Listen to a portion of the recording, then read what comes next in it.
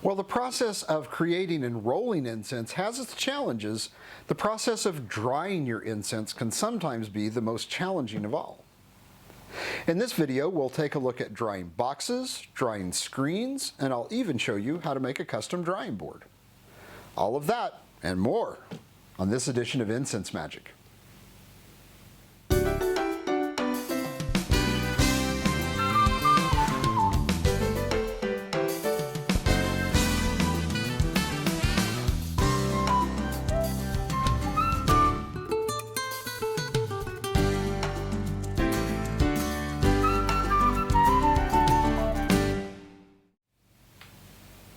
If you aren't picky about making straight incense sticks or flat coils, and you make cones that are free from cracks, you can really dry your incense any way you want. You'll find, though, that joss sticks and sometimes even masala sticks will warp when they dry. Likewise, coils warp and won't remain flat if they dry unevenly.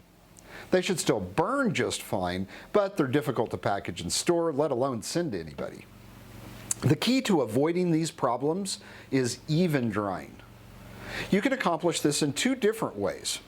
You can dry slowly, or you can ensure a good airflow underneath the incense as well as above it. No matter which method you choose, there are a few tools that really can make the process work easier for you. Now, most incense makers will form their incense on a solid surface. The drying board is a great tool for this purpose. A drying board for coils or cones really needs to be nothing more than a piece of bare wood. Now, if you're making sticks, it's nice to have a drying board like this one. Not only does it give you clear channels to keep your sticks straight, it's really perfect to extrude directly onto. Once the sticks are extruded, you can go back and make any subtle adjustments to make certain that they're perfectly straight. You can dry directly on this board as well if you choose to. The key to drying on a board with slots or no slots is to dry slowly. If the incense dries too quickly, the surface, the top, will dry much faster than the part of the incense that's actually touching the drying board. When that happens, the sticks will curl, sometimes extreme. One way to avoid that issue is to turn the sticks frequently. You can get away with doing that for masala sticks pretty easily because they're fairly rigid. But it is kind of risky to do that with joss sticks because as long as they're wet, their shape can be changed.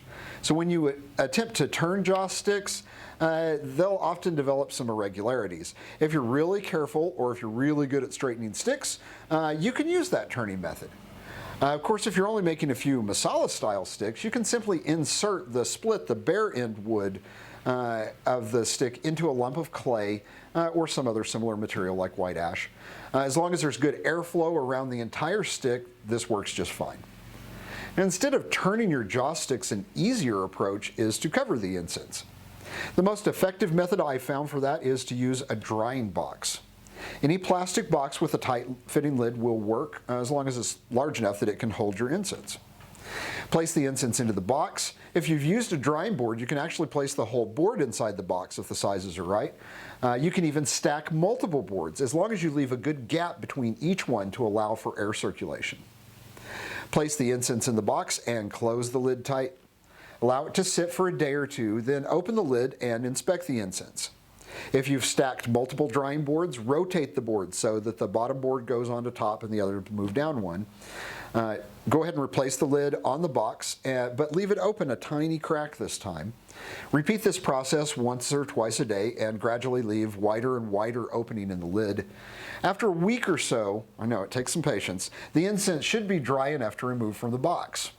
Once you've removed it, allow it to air dry for several more days to make sure it dries completely through to the center. A simpler approach is to just cover the incense with plastic wrap right on the drying board. You can find disposable plastic covers that have elastic edges in the grocery store. Those work pretty well too. You can leave the wrap in place and just watch the incense dry through the clear plastic. Once the incense appears dry, so it's one even lighter color, remove the cover and then check the bottom of the incense. If it's still not completely dry, put the cover back on and wait a few more days. Now, a more traditional approach, if you have the space, is to use a drying screen. As long as there's good air circulation below the screen, most incense will dry straight and true without the need for a drying box. If you use screens, multiple screens, make sure you put spacers between them. Even if you just use one, make sure there are spacers on the bottom so there's a gap to promote good airflow. The biggest challenge to using a drying screen is moving the incense onto the screen without distorting the shape too much. A note card works pretty well for this purpose. Smaller coils and sticks can be lifted completely with a note card. Larger pieces will hang off the edge.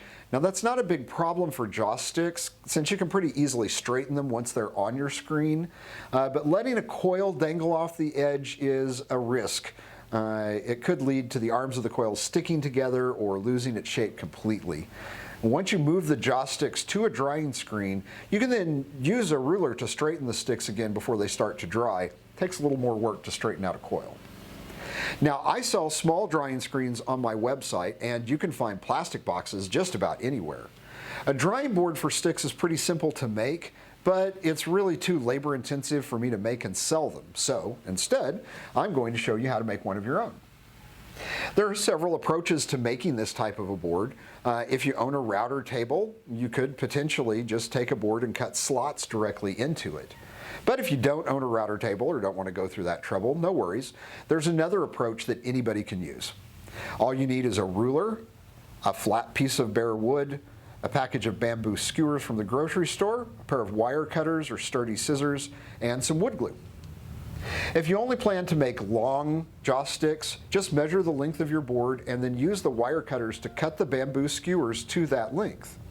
If you want to make a board that can be used to make long or short joss sticks, cut the bamboo skewers into 4-inch lengths or whatever length divides evenly for your drying board's length. Use the ruler to mark intervals on the ends of your drying board. Mark spaces anywhere from 1/8 of an inch to 1/2 of an inch apart. Glue those sticks along the marks you've made on the board. Go ahead and do one full row of sticks. Then before you begin the second row, make sure you leave a slight gap between the two. That'll allow you to extrude long sticks and then cut them to a consistent length while they're still wet. Finish the second row and add more rows if you have the space to do so. What I think is even a better idea is a hybrid between the drying board and a screen. You can take a drying screen, turn it over, and glue those same bamboo skewers to the underside of that. It acts just like a drying board, with the exception that it's a lot riskier to cut the sticks while they're on the screen. You might damage the screen material in the process.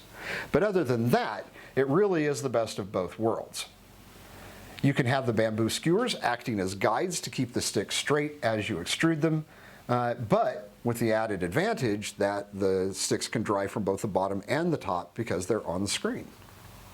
Now that really will reduce the chance that your sticks might curl.